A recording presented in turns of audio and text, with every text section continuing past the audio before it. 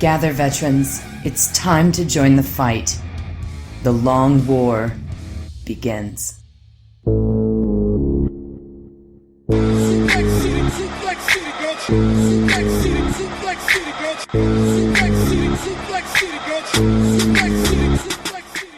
This is The Long War. I'm Robbie P, and joining me are my partners in crime, Kenny Boucher and Mike Haspel. What's up, guys? Yo, dog, great to be here as usual. And Tits McGee has the nights off. Well, I think once again we have another new in the FAQ episode, I guess, for everybody tonight. And not quite as groundbreaking, I guess is the word, as controversial.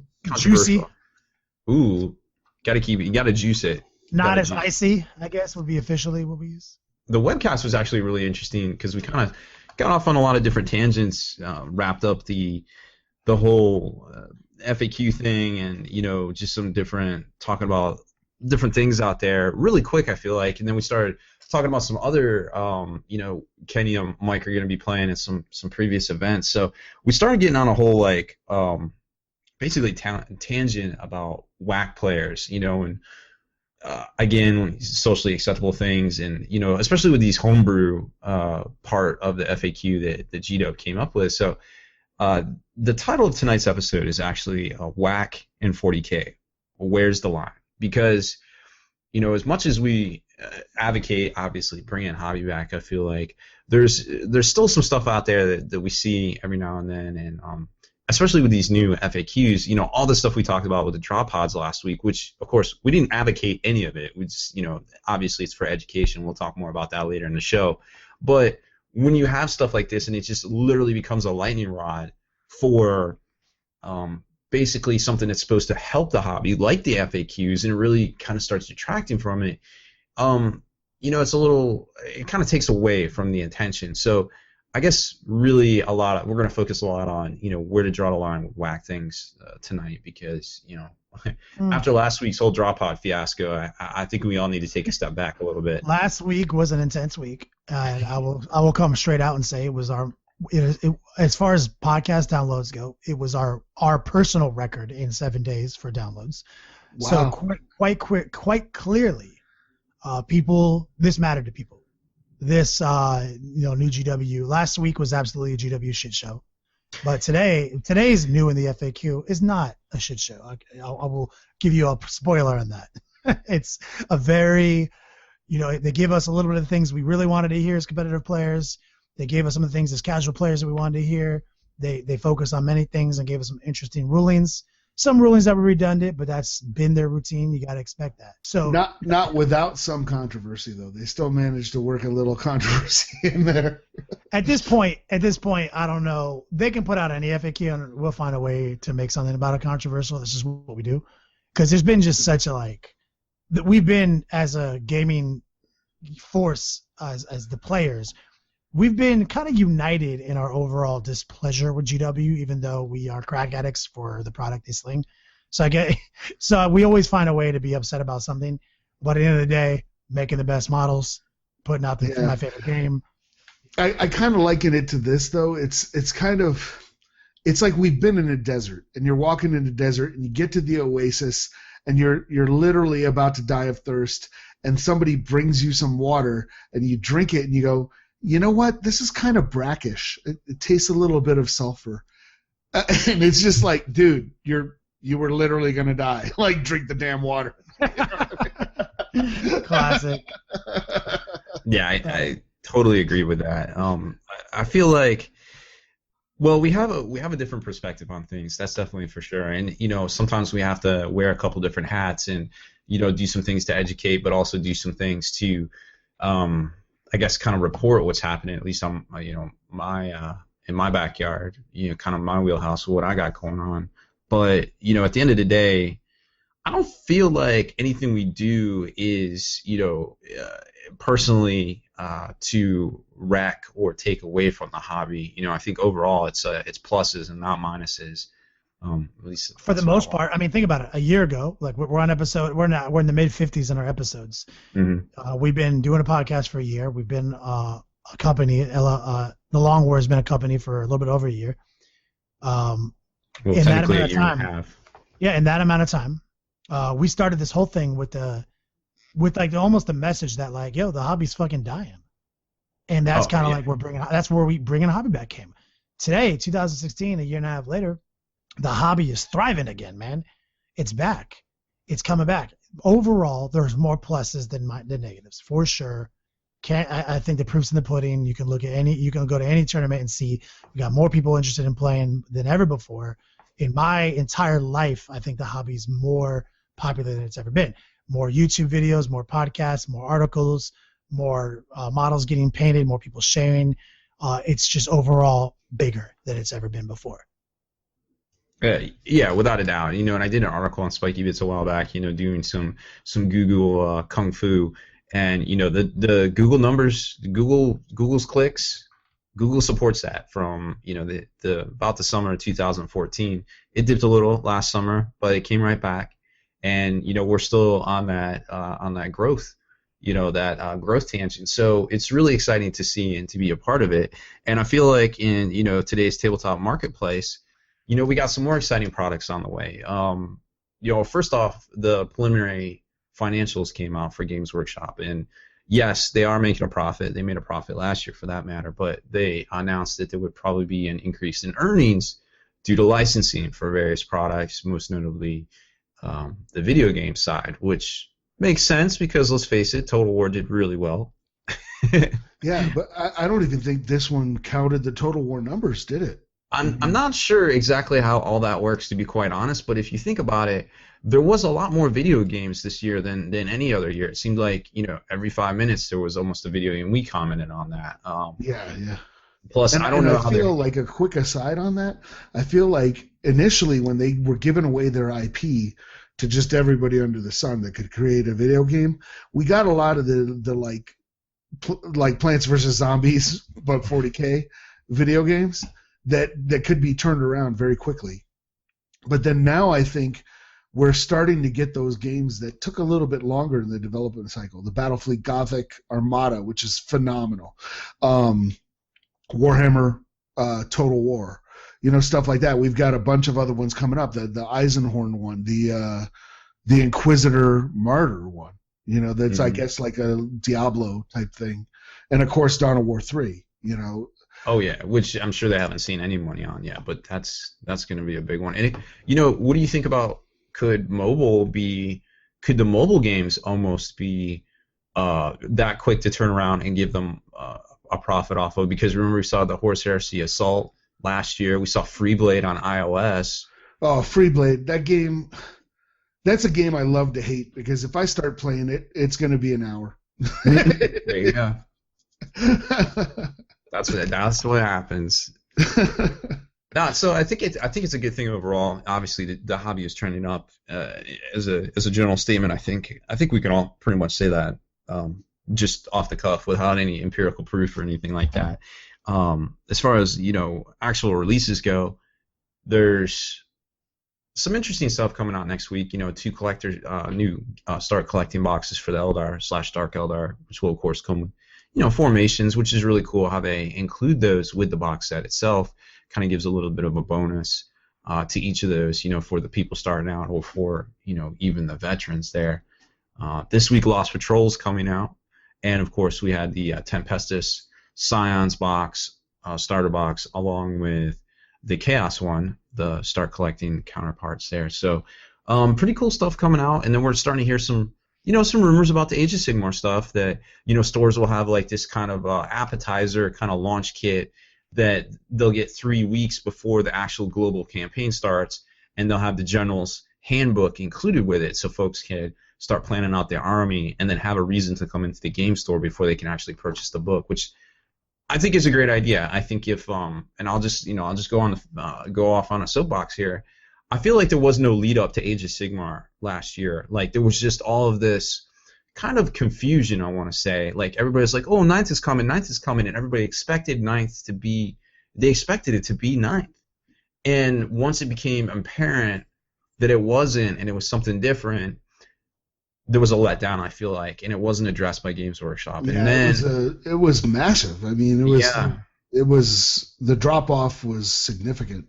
And then when they were like, oh, and there's no points, it seemed like there was another drop off. I mean, just being at a game store, just watching this happen, seeing it firsthand in real time, and then seeing, all the data and all the statistics, and the trends and everything online, I'm like, whoa, something is seriously crazy happening right now.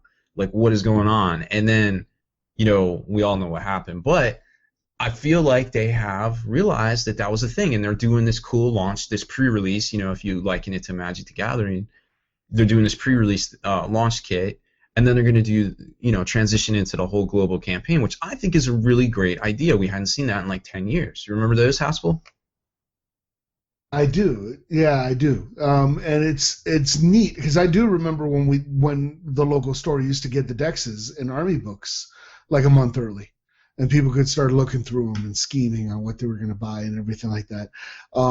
So I'm very curious about this. I kind of bailed on Age of Sigmar because I went into it hot and heavy, built a huge Stormcast Eternal army, and then realized that I really wasn't playing it and got rid of it. And now I'm kind of like, with the General's Handbook coming out, I'm like, man, kind of hating that I got rid of those guys because it could be kind of tight. So... I'm almost wondering if, and I'm sorry to hear that, dude. Who knew where we'd be at right now, regardless, right? Yeah. I'm wondering if they're gonna put like an insert into the actual Age of Sigmar starter box. Like they could just be like, just kind of replace. Because remember the rules came in that it was only a couple of it's like pages. 4 pages, which was really very cool. Right, but you could throw something in there like, hey, if you want to play with like a points value, or give them like a starter points value for. All it would take is just a little work with a PDF, I feel like, and then they could just insert it into the new run. And they could even, put a new sticker on it. Like, remember when they did the limited edition stuff that came in the box? They'd be like, boom, now with new points rules or whatever, and maybe I don't even know. I'm curious to see what they're going to do with the War Scrolls. Like, if they update the War Scrolls to have points. If you're playing with that format, because now there's going to be 3 different ways to play. Right. So I'm just curious if they're going to be like, hey, if you're playing with points, there's how many points it is, which is all we were asking for from the get-go. How weird would it be if they literally just took the same PDF and they're just like points, boom, and then like you can start comparing them. You're like, I mean, that would literally change everything. That makes everybody would be happy now because I know that a lot of people still like Age of Sigmar. Right. Quite clearly, I mean the models are sick. Yeah, it's fun. It plays quick too. I mean, I liked it. It's a cool new little like kind of universe and the beginning of a story that everybody's kind of on board with. Starting over from scratch. Yeah, I mean, I got 2 personal friends who are hot and heavy right now, just getting into it, thinking it's one of the best games they've ever played. I mean, like Stoner Steve told me the other day he likes it more than X-Wing. Wow. If you're trying to bait me into saying something, I've got nothing. He's deep in X-Wing, yo. He loves it. He has every X-Wing ship there is times 3. I mean, like, and he's like, yo, I like playing this more. So I mean, I gotta say, when I was playing the scenarios for Age of Sigmar, I was having an absolute blast. It was when we were done with that. It's like, hey, we've played these scenarios out. I want to play a list. I was not okay with the just bring whatever you got, and I'll bring whatever I got, and we'll just smash them on the table. You really have to find a special type of gamer that that you can trust and that'll work, instead of somebody that just like sideboards option select something in and just like wreck you. Yeah, and it just made it a little bit too easy. Yeah, I feel like that's kind of hard to find. I'm kind of the opinion that I would like to see Games Workshop, for all these folks that bought all these books for the past year, why not release the General's Compendium part, or the General's Handbook rather, free download PDF, just to say, kind of like a hey, thank you, like for hanging in there and checking it out, because there'll be people that download it, but there's always going to be people that want the hard copy. I always want both. I don't mind having the hard copy on my shelf.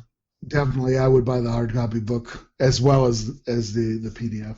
But for me, that would go a long ways for the hearts and mind of kind of, hey man, our bad, but we're making it right, kind of type thing. I don't know. I'm just throwing it out there. I feel like that's not going to happen, though. I feel like it isn't. I would like to see it happen. Not to rush you guys, but Age of Sigmar, is that what's going on with the? Yeah, it's WAAC and Age of Sigmar. where do we draw the line? Yeah, that's what I thought. I was like, Age of Sigmar. I feel like we spent some time talking about Age of Sigmar, which nobody plays, and this is why GW doesn't make that much money. Oh, All right, well, one other quick thing then. Battlefleet Gothic Armada is releasing the Adeptus Astartes fleets on June 21st. Wait, oh my God, for real? Yeah, for real. And it looks really, really cool. Now, the caveat to this is that they have what's called an early adopter package. So if you bought into the beta, or if you buy the game up until June 21st, that DLC is free, along with, I think, the Tau DLC is going to be free. After June 21st, you will have to buy those DLCs separately. I don't know how much they're going to cost. But Battlefleet Gothic Armada, it's a very good game if you like that kind of space combat. Now, granted, it is only two-dimensional. It is not full 3D, so it kind of mirrors the board game in the tabletop game in that sense. But they do have that. The other news that we kind of have is White Dwarf is in September going to return to its large format, which I guess was like 160 pages or around there, monthly magazine instead of the weekly small mag that we've been getting for the last year and a half or so. Well, it's been 120 issues, so almost 2 years. Oh, over almost 2 years. Yeah, it would be 2 years this February, actually. No, it would be 3 years. No, it would be. I can't do math. It is over 2 years. Over 2 years. And to be honest, I didn't mind the little mag, but it being cheap, it was like the price of a paint pot. I didn't mind it, but to be very honest, I didn't buy it all that much either. I only bought it when I knew there was going to be something in there that I really wanted. So maybe with the return to the large format monthly magazine, they can go in depth. Hopefully, they don't return to the catalog ad format that they had towards the end of the last time it was a large format mag. Well, I don't want to spend too much time on this topic, but it brings up a whole bunch of other questions too, like, hey, our release is going back to once a month. I think it's going to continue to be once a week, and there's no product placement in the actual White Dwarf. Question mark, question mark, question mark for sure right there. And it's all very coincided to be in September, which has traditionally been a lot of their biggest release months. We've seen at least of the past 3 editions going back to 5th, or including 4th, depending on how you want to do math. 2 of those were in September. So half of them were either September, October releases. The other ones were summer. So that's just kind of an interesting thing to think about, and not even talking about armies, because I think we saw new Dark Angels one in September, new Chaos Space Marines 1 September. I want to say Chaos Demons, one of the incarnations, was also in September. So yeah, and right now that would line it up pretty perfectly with the Warzone Fenris Part 2. That's looking to drop in either September or October, and I'm just guessing on that based on the Black Library is releasing these. Basically, it's a book that they're releasing by chapters, 1 month at a time, and it looks like it's going to wrap up right around September, October timeframe, with the last part of the book, saying what happens. And I just started reading those, and they do have a pretty good hook, since it starts with Logan Grimnar is dead, but you don't know if it's shit. Spoiler alert, if it's the demons saying that and they're lying, or if they're actually right. So it's pretty cool. The first edition of that little collector's thing is free at the Black Library, so you can go check it out. Well, I mean, the first one's always free, let's be honest. Well, that's how they get you. Haspel, you've got a pretty good webcast recap for tonight, right? I have 2 questions. Well, not questions. One's a statement. The first one's from Ironheaded DOF, and he mentioned this in the webcast, and we didn't get to it. He said they should just go ahead and teach Horus Heresy instead of Paradise Lost by Milton in school. And I'm like, I'm totally down with that. Let's just go ahead and do that, and it's pretty much the same story, and it's cooler because chainswords and heresy. So, awesomeness. And then V1 Omega had a really good question. He said he's been trying to figure out his army for about 6 months now. And he goes, how do you guys know what army would make you have fun? And what are some cool army ideas that we would have that could be viable? And he, in particular, loves aggressive armies that, you know, move in your face. And I'm like, that's actually really, really important to get an army that matches your playstyle. Right now, like in my example, I really like armies that go out and do things. They don't play defensively.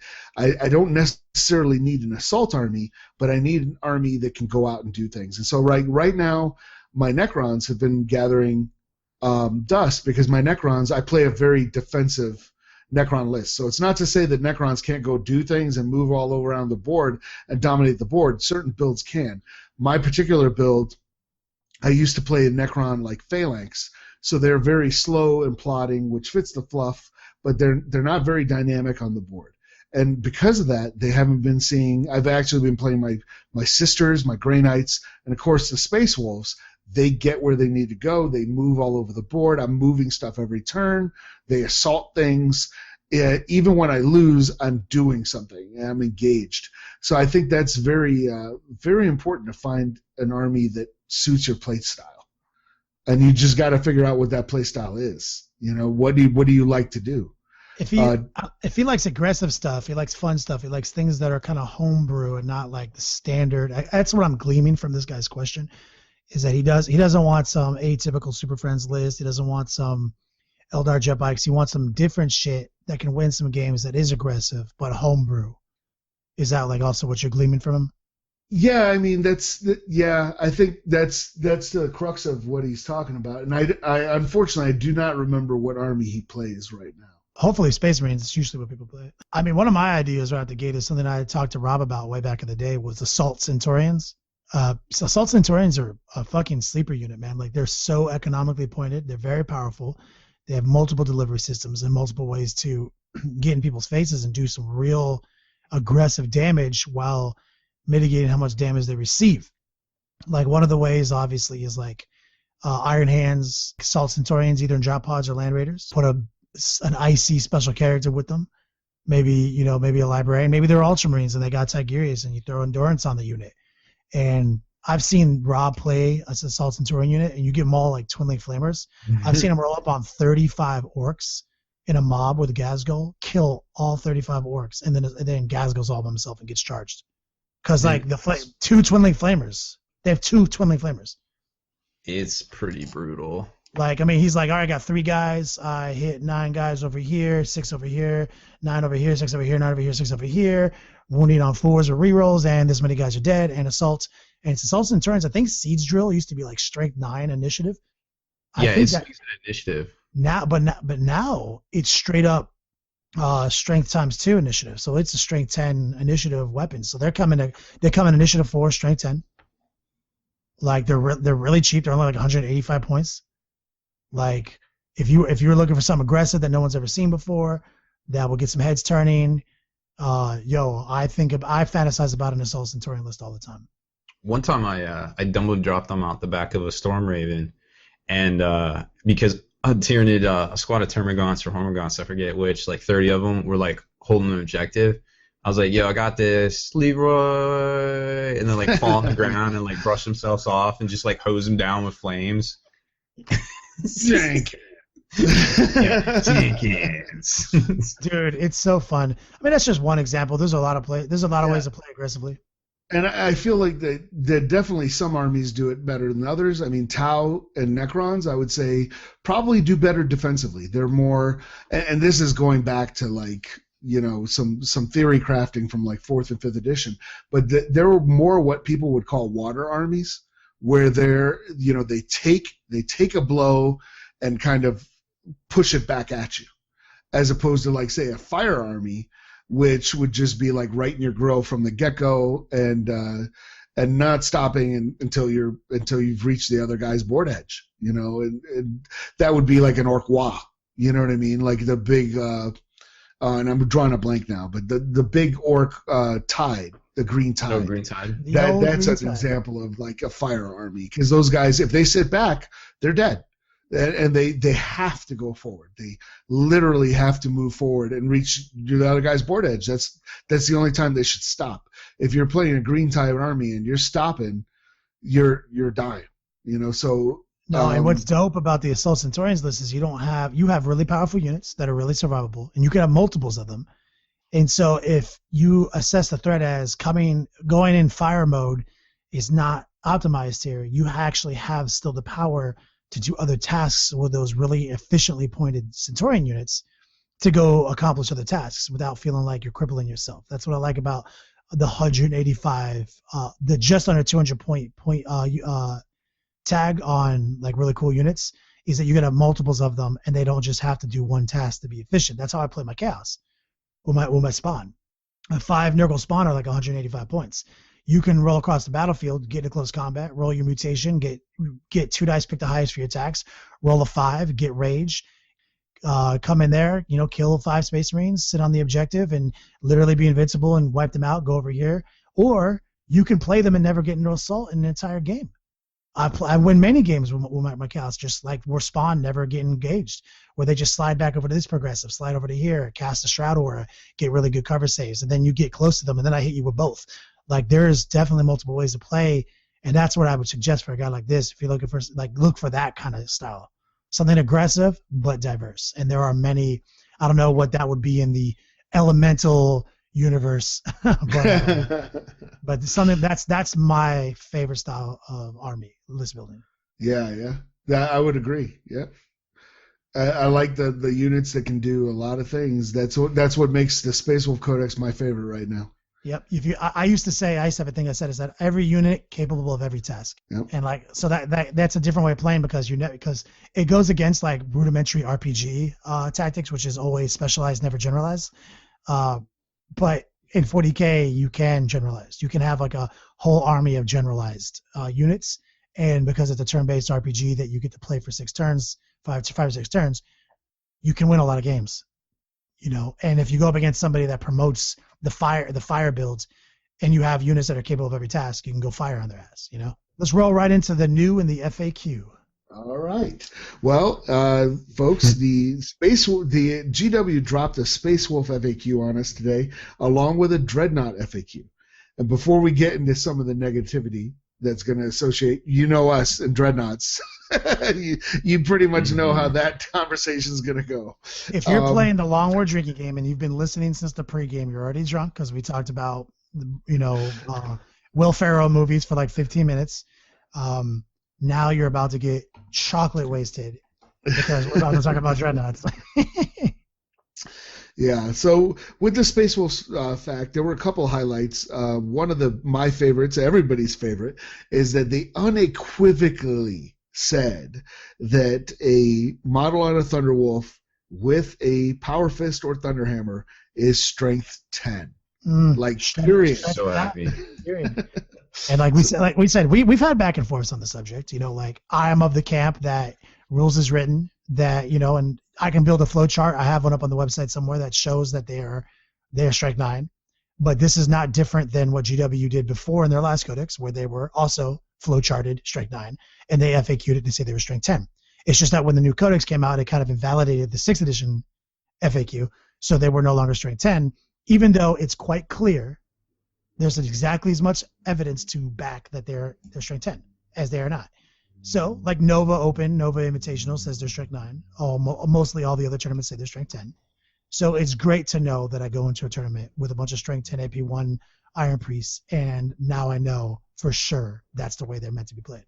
Yeah, and speaking of the whole Iron Priest thing too, they said that, hey, you can use whichever. You can use the HQ in the rulebook, or you can use the Elite one in the rulebook, or you can use the HQ one.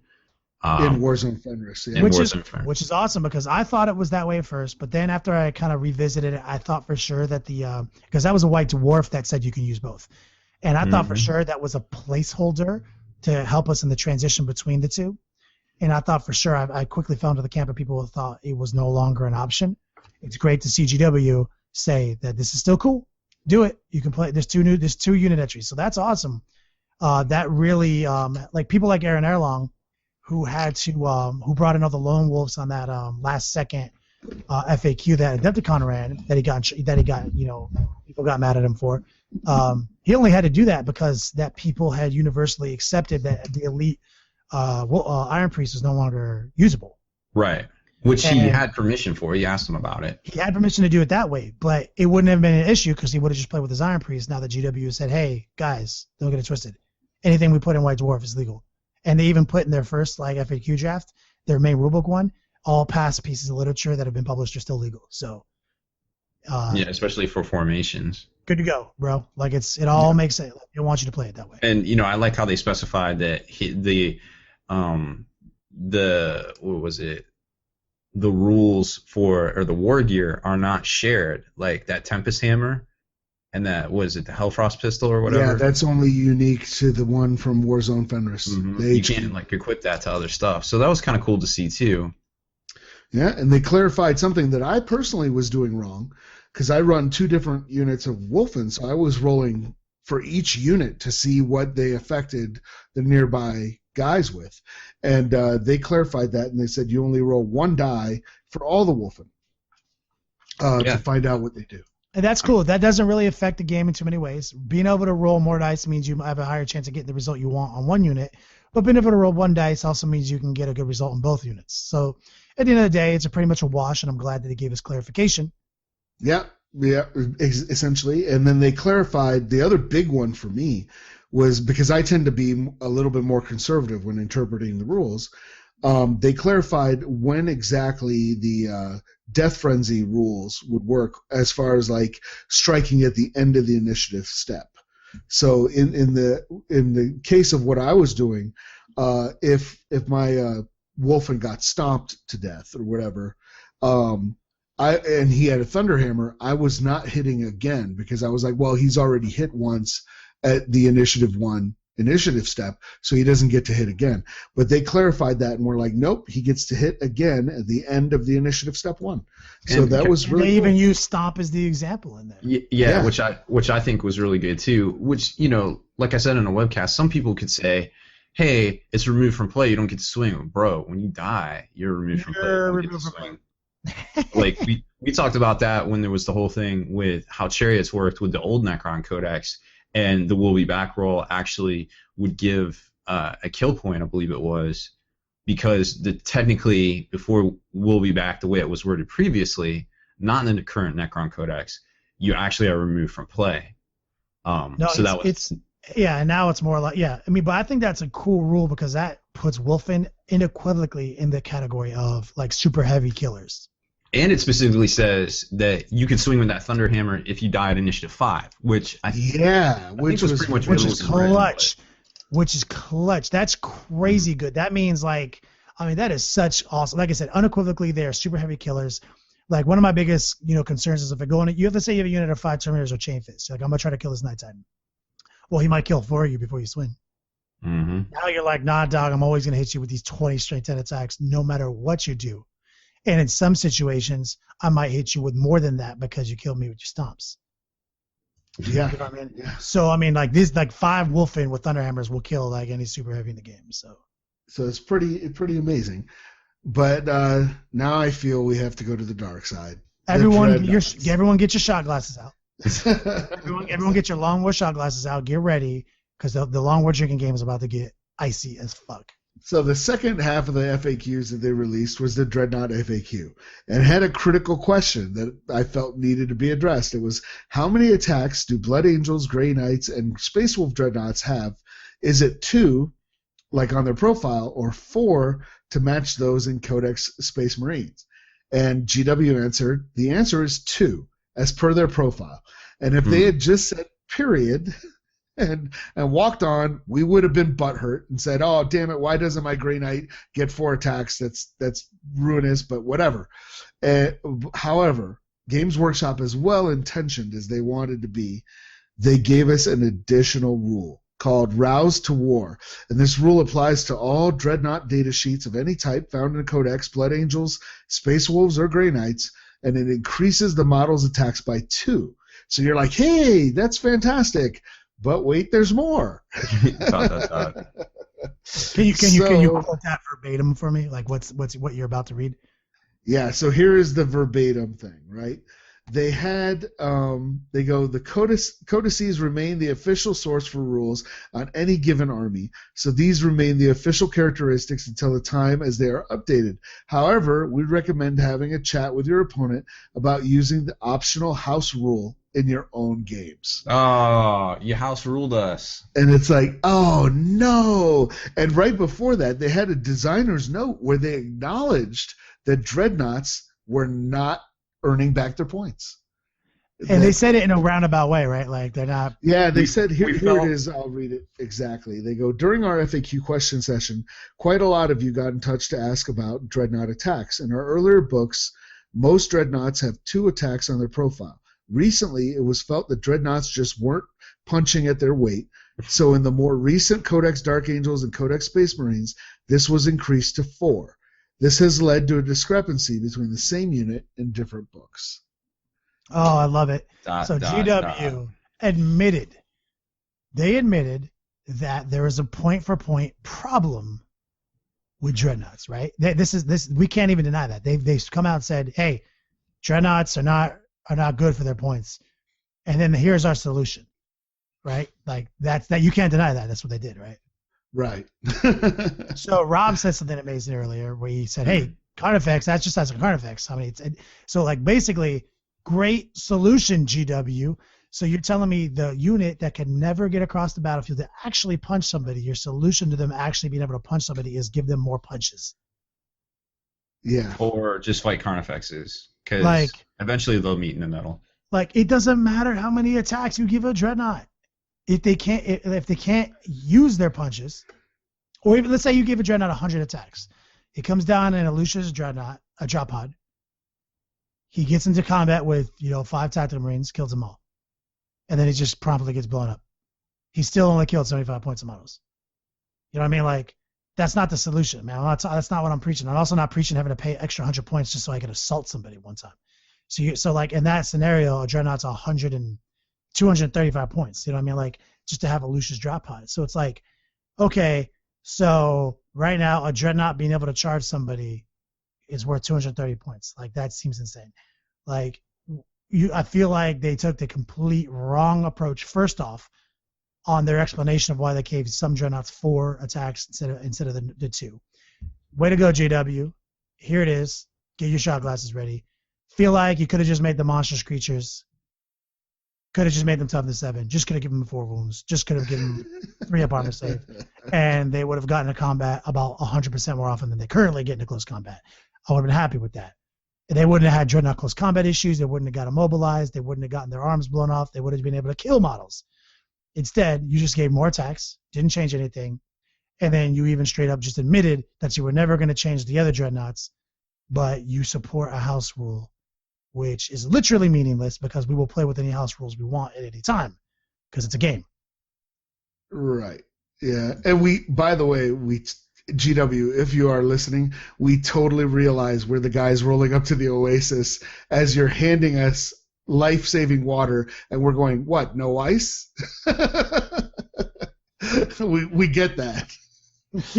But man, you could have just said, yes, they have 4 attacks. The designer note is the worst part for me, honestly. Like the designer it hurts because it's like it validates what we've been saying. Yeah, it's almost like they're setting you up for something cool, and then it just falls flat, and you're like, ugh. I really just wish God, so you are listening, you are aware there's a problem with dreadnoughts, but you're completely blind to what's actually wrong with them. It's not that they don't have a problem punching things; they just can't punch things because their arms aren't long enough. You know what I'm saying? I can almost see a narrative battle report in our future to where we play the dreadnoughts in this fashion. We do, and we make sure we go out of our way to do it. Take like some contenders or something. Each side has one. I don't see why we couldn't. We got to, at this point, we have to do a narrative battle report with 3. Someone has to have 3 dreadnoughts. They have to be monstrous creature, toughness 7, 3 up armor save, like we talked about, 4 wounds. We just need to do it one time, and then one of them has to be a venerable dreadnought, so he has feel no pain. Like we just have to play test that one time without changing any points and seeing if those dreadnoughts do anything. But anyway, obviously, GW still giving us FAQs. They're still doing the thing. I don't feel like this is a GW shit show Wednesday. This is like it was last week.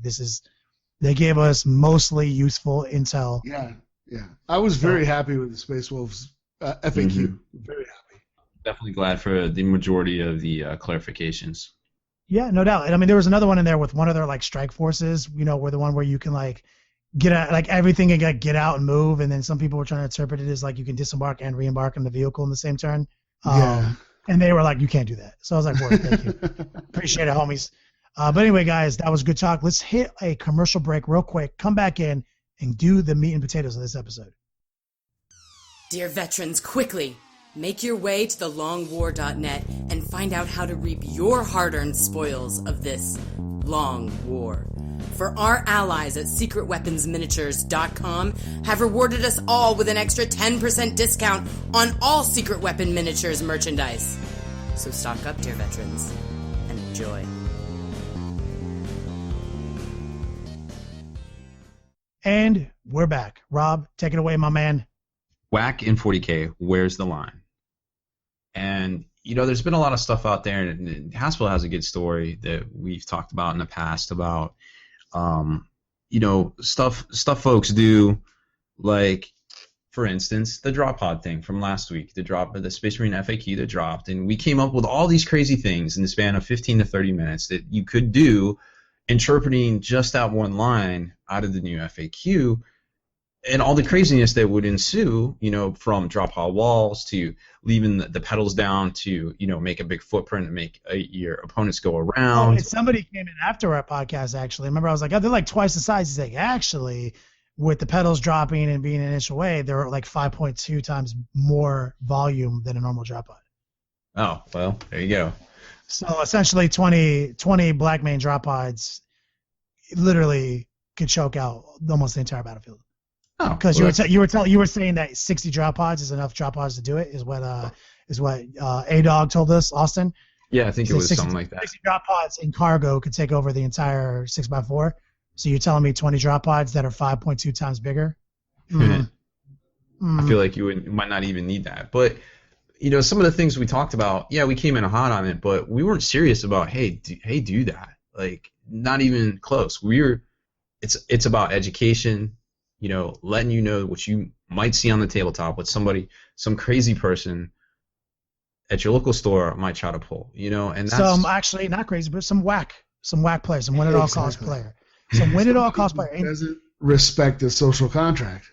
We're bringing, they're not trying to bring hobby back. And so I guess what we're saying is, like, if you're new to our show and you haven't listened to the over 50 episodes that we've done, our favorite thing to do is use satirical comedy, use a little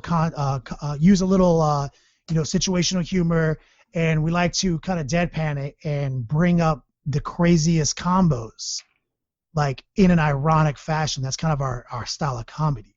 We in no way endorse OP whack army lists.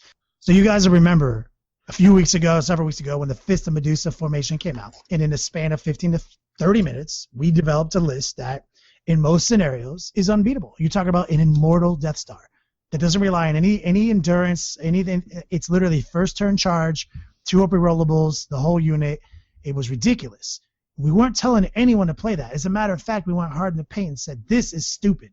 If someone brings shit like this up to you, and you don't have like 5 Wraith Knights, which is also stupid, like, you can't beat it. And so that's kind of what we were talking about with the drop pod FAQ. We weren't, it's satirical comedy, it's ironic style of humor. We definitely are all about education, all about bringing hobby back and making people aware of the combos that exist. I don't want you to go to a tournament, see 20 drop pods, and then all of a sudden, when they take over the table, some of them have 3 doors glued shut and 2 doors open. Some of them are all shut, some of them are all open. I don't want you to like get taken off guard, like, wait, and then have like a 15-minute talk with this guy, then have the TGO come over, lose 20 minutes of your game to be told that this is literally how the rules work now. I want you to be prepared for that. I want you to be able to like have your opponent say, I have 20 drop pods, and I want you to talk to him right then. Like, how are you employing your 20 drop pods? Like, what is your intent here? Like, are they all magnetized? So you're going to just assess the situation and decide how you want the doors to open as you see it fit? Like, that's all we do here in the Long War. Our mission statement is bringing hobby back. And embracing the social contract all day, every day. That's what we do. That's how we believe the hobby should be run. That's why we run a Bringing Hobby Back social event. That's why we have documentation on our website that you can download and run your own events that are specifically designed to get more people involved in the hobby and everyone can have fun. And what kind of drove this was I'm throwing a Bringing the Hobby Back tournament at my local game store 2 months from now. It's at the end of August. And I made a statement because I'm getting tired of seeing, and it's not just like, I have seen a lot of ChinaCast. ChinaCast is on the rise, and it is a thing, you know. But I'm not particularly concerned about that because people have been using alternative models and even home scratch-built models for a long, long time, you know. And it's like, but what I'm seeing is not as much effort per se going into scratch-built models. People are building the bare minimal stuff. They're not building like a really good conversion where you can go, oh yeah, that's that model, and I can see what you did there. And you took this other range's model from War Machine or Infinity or whatever, and you've converted it to be a little bit 40K-ish and put a lot of work into it, and it's really cool. They're literally taking, you know, a handful of scrap pieces of sprue leftover bits and mashing them together and calling it a certain model, and then they're using, you know, the Forge World rules for them. So what happened is I said that, you know, if you're going to be playing with the Forge World model or a counts as Forge World model, you have to have the Forge World rules. And if I understand that the Forge World rules mutate quite often, there might be 2 or 3 books with the same unit inside them with different rules. So I said, you know, all you have to do is show me that you invested in a Forge World book at one time, and you're good to go. You can use the newer rules that came out in some other newer book. I'm not expecting you to buy every single Forge World book. Just show me that at one point you did invest in it and you got the Forge World book. And that caused a lot of pushback. I got a lot of blowback on that. And it caused me to kind of second guess myself because I didn't think I was wrong. And as a quick caveat to that, I want to say that the folks that are playing with like digital ebook copies of or enhanced, you know, the iOS version of the codex and the rules, that's not what I'm talking about. I use my iPad. I have the iOS rules. I have the enhanced ebook copies of several of the codices and supplements, and that's not what I'm talking about. Because as far as I know, there is only, I think Rob told me that there was one Forge World book that has an ebook or an electronic copy.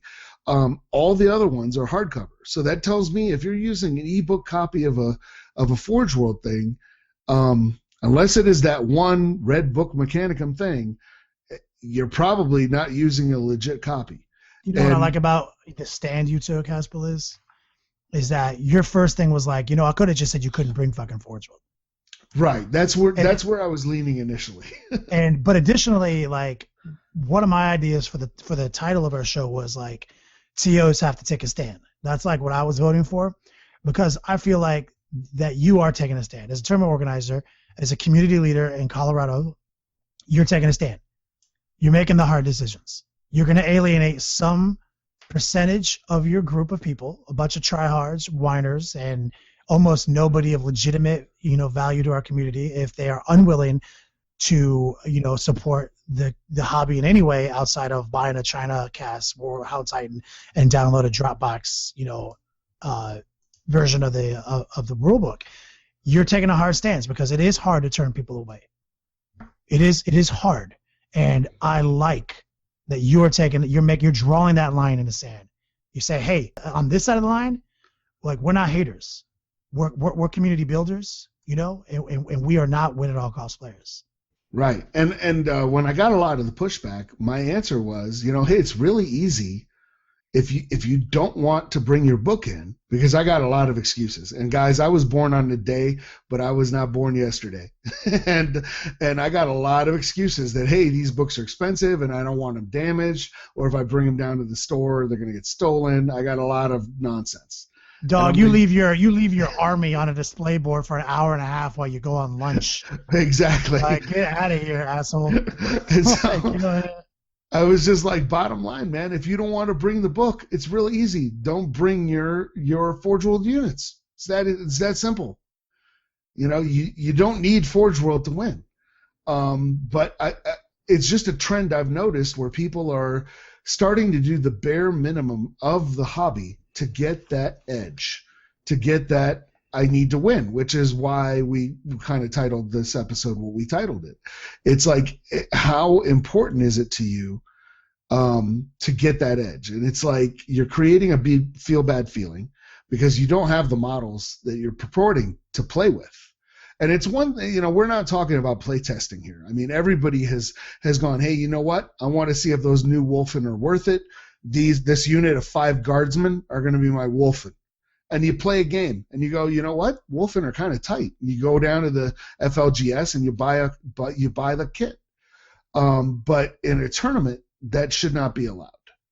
And I've been seeing that there's definitely a trend going on with that, where people are proxying models or using, and it's by no means new. I mean, we had some stuff happen in Feast some years back, 3 or 4 years back, where folks were using the cheapest fantasy models to crank out to proxy a demon. Blood Crushers. Yeah, the Blood Crusher star was all, you know, the shitty old Chaos Warriors on horses with 60mm bases. Like, I mean, it's like, all right, we got, these should just look cool in the Blood Crushers. Nobody on Earth believes that. Wasn't born yesterday, like you said. You know, like it is a problem. It's a growing concern in this community, and I don't think that you were in the wrong at all by making that statement and sticking to your guns. You know, I just want to weigh in on this. Like, I kind of get where you're coming from and all that. My take on all of this is, I'm actually of the opinion that you really should have the book. And that's just because of the fact that there are so many versions of these books out there. For instance, there's 2 of every book up to Imperial Armor 5 now, I believe. There's 2 Imperial Armor 12s, and they're just dropping the Imperial Armor number now because it's too confusing, they said at the last at Warhammer Fest. But the problem is, too, that some of these rules for some of these vehicles and things are in multiple versions of books, which also have multiple editions. So at least if you have the book, we can tell, hey, it's the most recent edition. You got the right rules, good to go. You know, in that regard. Now maybe I'm just being a purist right there, but at the end of the day, we all want to make sure we're playing with the right rules, because, again, that can create a feel bad. If you're playing, for instance, with the Sicaran rule that's printed that they have a side armor of 13, which it's been FAQ'd to 12 and reprinted therein. So, you know, there's some issues out there, I feel like. Haspel, tell them about, though, like, I mean, I don't want the whole thing to be about Forge World. Tell them about your LVO experiences. Oh, well, at LVO, I played against a guy, and I know Kenny doesn't agree with me on this, but I kind of feel it was my fault a little bit, because he came onto the table and he had a Tau army that was not fully assembled. Like, it was just basically legs on bases. And he did ask me, you know, hey, is it cool if I just play this way?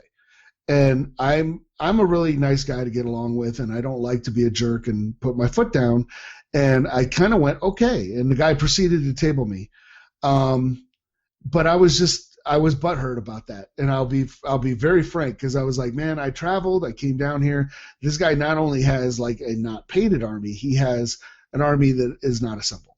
You know what I mean? Like, he gamed it. He was like, well, if I just don't bring my unpainted torsos, I guess I'm technically 3-color minimum. And if I bring this Aquarian terrain void shield generator, I guess that counts too. And I should have just put my foot down and said, no, I'm not going to play you, because Haspel, you don't have... Would you say that you should have drawn the line? I should have drawn the line right there. And I, at the moment, you know, I was just trying to be friendly, and the guy took advantage of me.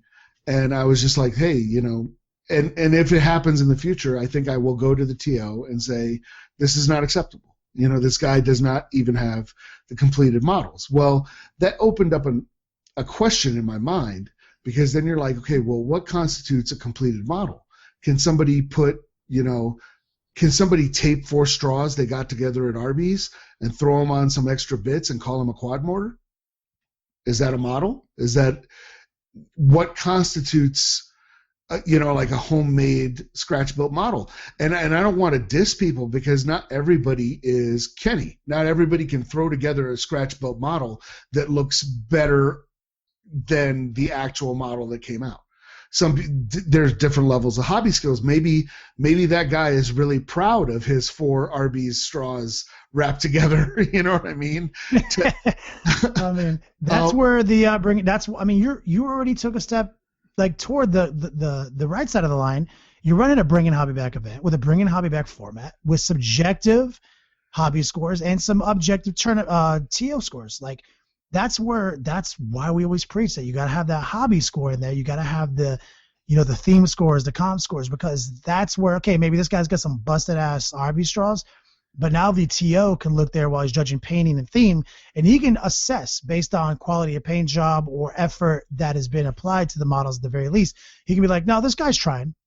And on the tabletop, his opponent has the option to decide if this guy was being a total dick and just got his RB straws out to win games. And so we're covered on both sides. And that's where, you draw the line, and on this side of it, we're not win at all cost players. And on that side of it, you lose our tournament, when you are, because WAC players, they can't win a hobby tournament.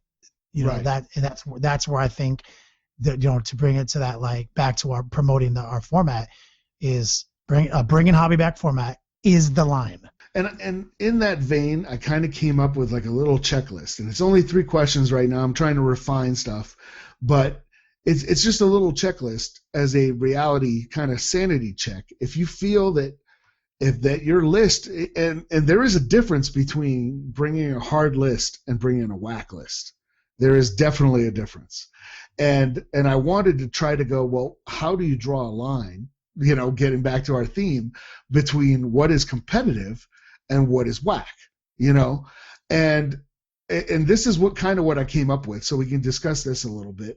It's just a real short checklist, and it's like when you're making your list, set up on your table, set up your list, and stand on the opposite side, so that as if you were facing your list, and ask yourself these questions. Is the list exploitative? Does it take advantage of a rule loophole or a single overpowered unit spammed for its effectiveness? And if I took that loophole or that unit away, is that list still viable? If you answer yes to that question, you need to change your list. Number 2, if you were going to have to play against this list, would you consider elements of it overpowered? Cheesy, beardy, broken, insert slang phrase of choice here. If you'd answer yes to that, you might have to tweak it. You know what I mean? Because definitely, like, I play Thunderwolf Cav. You know what I mean? So it's like, well, at a certain point with war gear and everything like that, Thunderwolf Cav definitely become broken. But there's a point where they're not. There's a point where, they're tough, they're hard, but you can still kill them. And I don't mean with like range D. I mean with like your average unit. Making people fail 3-up saves. Exactly. And then, the third question is, and this is going to speak to the heart of Games Workshop, would you have fun playing against this list? And if you answer no to that, you absolutely have to change your list. Yes, absolutely. If you don't think you would have fun playing against your list, why do you think someone else? And this is something that harkens back to something Rob said to me a while back. It was classic ancient Chinese, proverb. And it was like, bringing hobby back, is, like that social contract. It's not you, it's your opponent. It's like you can bring your army to the table all day, but your opponent is the one who gets to make that decision if you're bringing hobby back. Like it's not. Oh, here's my shit. And that's why I love Haspel's point of like looking at your own army from the other side. Like you can say I'm bringing hobby back all day, but it's not up to you, bro. It's up to the guy who has to face down, your brand of cheese. And everyone's got their brand of cheese. I exist in that middle category of our own format. I don't even max out our hobby scores in our own format. I might max out painting and theme. I won't even max out theme. I'll max out painting, get a middle high score on theme, and I will get a super average score on comp, because I definitely have a list that is designed to win games, but it doesn't exploit loopholes. It doesn't have that bullshit in it. It's all chaos and this and that. But at the end of the game, I'm pretty sure my opponent's going to feel pretty confident that I don't deserve max points, but I don't deserve 0.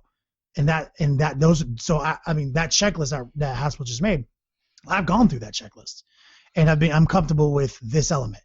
Like, I have a marriage of wins to hobby love ratio. I'm not telling everyone that they need to have the most weak army ever with the most tactical Marines and the most, captains with Stormbolters and Thunderhammers with no bikes possible. I'm not saying that. I'm just saying, think about your opponent. Every person I play has still said they had fun playing against my list, even at the losing end. Yeah, and exactly, because at the end of the day, we don't want games where you table the other guy by turn 2. Nobody thinks that game is fun. Nobody does. You might have won the game, but you didn't have fun, and nobody likes being tabled on turn 2. That's a feel bad moment. You're going to walk off pissed off. You could be the best sportsman in the world. That's a scientific fact. Yeah, you could be the best sportsman in the world. You're not going to feel good after that game. The best games are turn 5.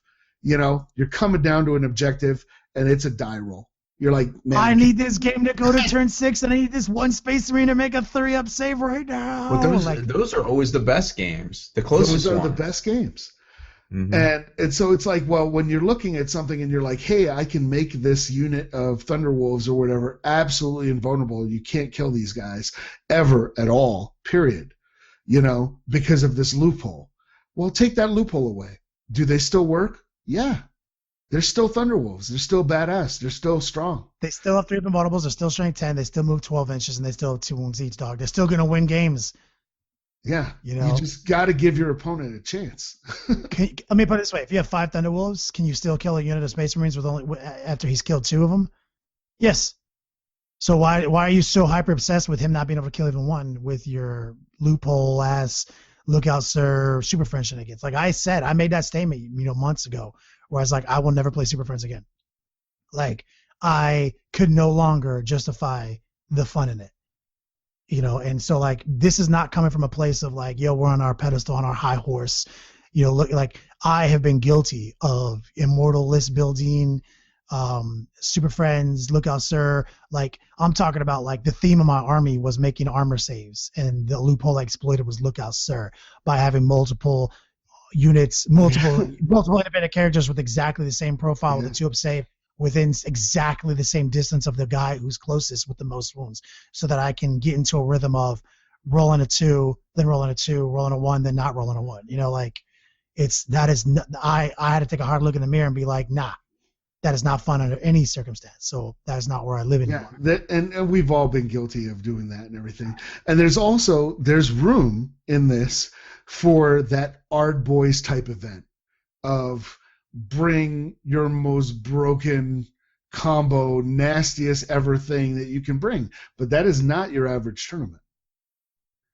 That's not that event. That's not your average. We'll reward you for victories. Like, I think bringing Hobby 4 still is a Best General award. Like, Best General has always been reserved for the guy who wins all his games but doesn't win the tournament. It's always been the unofficial second place. And in recent years, it has been swapped with overall. And overall tournament champion has become the second place award, and Best General's become the first place award. And that's kind of what we're trying to undo here. Yeah, and that's been a sad state of affairs for quite a few years. But with these tournament download packs that we have, to help introduce those scores, and some social contract stuff out there, and it'd be really interesting to see if Games Workshop broaches the subject with. Wow, they sort of already started talking about it with some of the with loosely getting back into the tournament scene on their side, and now they're paying attention to weekly FAQs. I think it's only a matter of time. Yep. Before they do get back into the scene. Yeah, I hope so. I would like to see that. One of the things when you were talking there that like popped up in my head was like, a tournament to me has always been like the showcase of the hobby. And there's more than one element of this hobby. Playing the game is a big part of the hobby and obviously a big part of tournaments. But tournaments need to be about honoring all the elements of the hobby. And we're talking about like volume. We were just joking about like we should teach, the heresy history in school because it's so baller. Like, you're going to talk about, like, you read every one of the Harris Heresy novels, you read every page of fluff in your books, and you show up, and then all of a sudden it's like you forgot all that shit, and you forgot how many times you got excited about that, and you said, fuck all that for a tournament. I just want to play with, you know, a Farseer and 2 units of Scat Bikes as an ally to Inquisition, which is going to be in a Wolfen squad, which I'm going to have a White Scars chapter master with the Hunter's Eye and, like, you know, all that shit. Like, so what happened to you when, you know, you forgot about the 99% of your time was loving the game and loving the stories? Like where in between? And I do believe it's because over time we have swapped the best general and the best overall awards out and put a different level of emphasis on which one matters more or not. Yeah, I would agree. When you go to like a win-loss format, which unfortunately dominates the tournament scene right now, winning is all that matters. And that's the kind of gamer that we are kind of winning at all costs. Yeah, basically. You're encouraging WAC attitudes of WAC players by making a win-loss format. It's a little bit tragic for me, but I'm hoping to see things swing back the other way. I think definitely more and more we're going to transition to more hobby-centric kind of, you know, place where it's more universally accepted. And I have no doubt GW has some sort of plan for getting back into everything slowly over time. We're starting to see more and more proof that they have a lot of organization, you know, from the White Dwarf thing to the new Age of Sigmar rollout. You know, I wouldn't, definitely the FAQ thing.